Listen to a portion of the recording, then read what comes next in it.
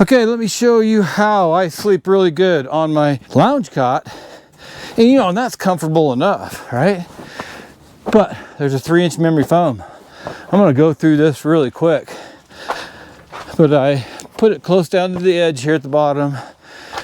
Have my pillow up here, so there's a little gap, but the pillow gives me the cushion, or puts my head up a little higher.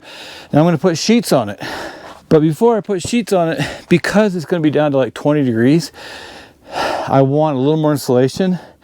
So I'm gonna put a sleeping bag over top of this, and then a sheet over top of that to really give me some more insulation on the bottom.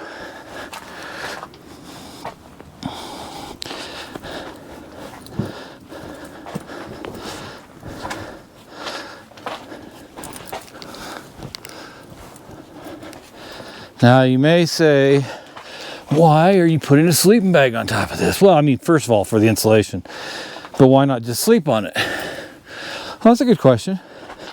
But the thing is, a fitted sheet will wrap around this and help it to keep from moving a little bit.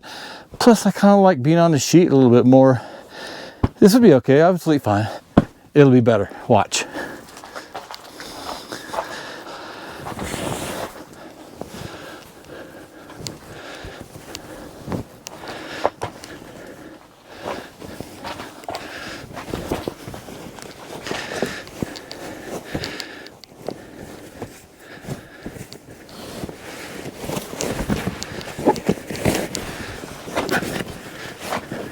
See how that sheet fits over all of it, keeps it all tucked in. It'll help it from moving more. Now for the top sheet.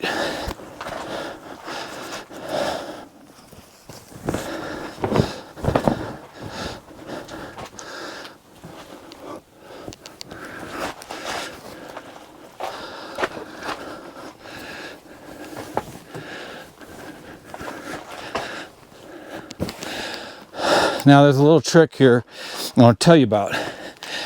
But if you don't put something over the bottom here where your feet are at, because the blankets will not tuck in, nor will this top sheet. So I put my main sleeping bag on first, then I'll put another blanket on over that to put some weight on my feet, so that I don't, when I lift my feet or move, I'm not getting cold air hitting my feet in the middle of the night.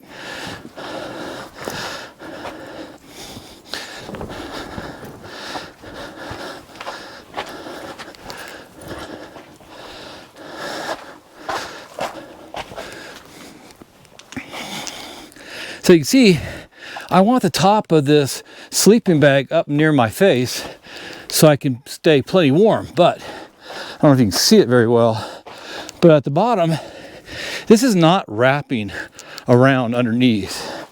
That's where the other blanket comes into play. And I can use anything I want. I have an older comforter here. And it's going to take this and put it at the end. And I'm going to just wrap it around the bottom, you know, a couple feet up. This really helps to ensure that my feet aren't getting cold at night.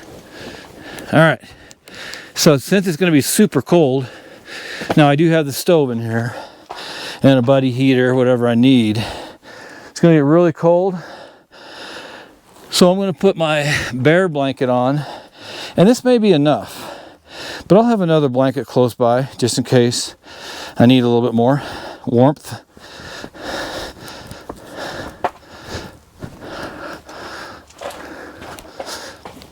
Now this is looking like a Colorado mountain tent or sleeping arrangement. It's as close as I want to get to a bear. Okay, so now put that back, put my pillow down here, put this back up closer to the wall. You know, you don't want to be too close to the wall of the tent because that's where it's colder. This is how you sleep, or I sleep, incredible when I'm out here in Colorado camping. Even in the summer, I'll sleep this way, but I may only have a sheet on top, or maybe one smaller blanket, lighter weight blanket. I sleep all the time out here this way. I'm adding a few more blankets this time, and I'll have the stove and a big buddy heater, but I'm telling you, you'll love it if you try this. Hey, I want to add this to the video real quick because I've been sleeping out here for 3 nights with this Cabela's lounge cot and how I've made it up and already have shown you. But I want to tell you, why I really do like the Cabela's lounge cot a little better than the REI cot. And also to tell you about how I really slept the last 3 nights. So there's 2 reasons why I like this cot better than REI. And I'll just say they both sleep the same. They have basically the same thickness padding. They're the same size. They have these large feet. They're really close to being identical. And everybody sleeps great in the REI cot. The problem is with the REI cot is there is not a leg or set of legs at the end. The foot of the bed or the head of the bed is here. The foot over here does not have the legs. So when somebody sits, well, so let me just show you the legs real quick, and you've already seen them. But here's the legs right down here. So I've had this happen already before. Somebody will sit down here, and because there's blankets and things on it, they don't know there's no legs here, and they sit here and the cot pops up in the air. So that's a problem. But here, like I have my chair over here, it's a large chair, and I could move it over to my table to work on my computer and organize things.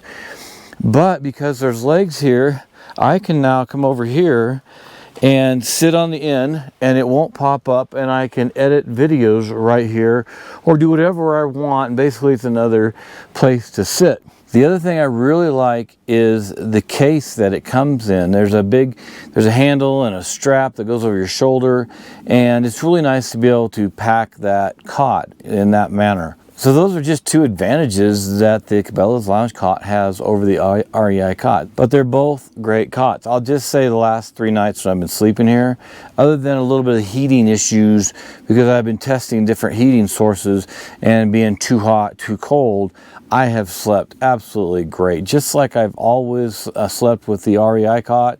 It's the same thing with the Cabela's cot. I will say I think there's a little bit more of an angle on these sides here, so it's a little bit harder to roll out of bed sometimes. And so just a little heads up, it's not really a negative. You might really like it, and I do. I think that's just one slight difference in how it sleeps, but it really sleeps great. If you got any comments, questions, tips, or ways that you like to sleep, let me know, because I'm all about having more fun when I'm camping. Thanks for joining me. The sun's starting to set. It's going to start getting cold. Please like, subscribe, share, and turn on notifications so you'll be alerted as soon as we put out new videos. And we'll see you back out here in Colorado in a video real soon.